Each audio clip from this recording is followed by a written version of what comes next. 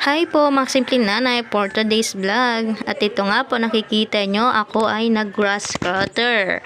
Kasi nga po sinisipag ako, kaya sabi ko sa asawa ko, ako muna mag-grass cutter. Tatry ko yung bago nating gamit dito sa garden. O diba, syempre ganun yun.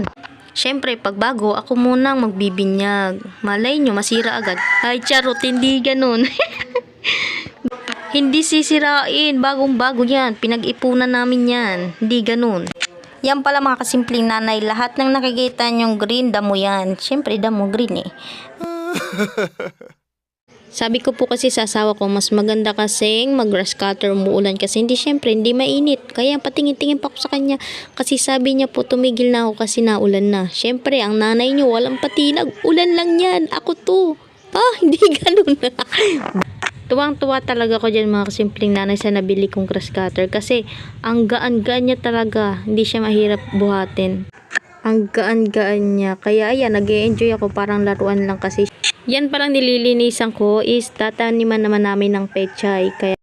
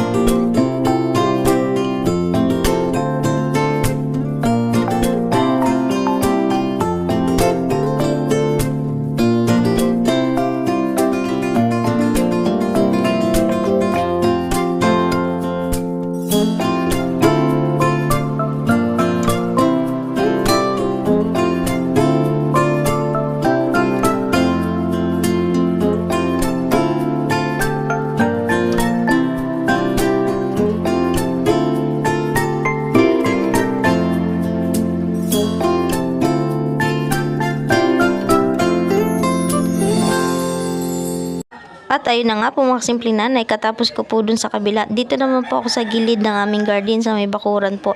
Ayan po at sinimulan ko na rin. Konti na rin din po yan dyan at sinimulan ko na rin isang araw. Patapos na rin po ako.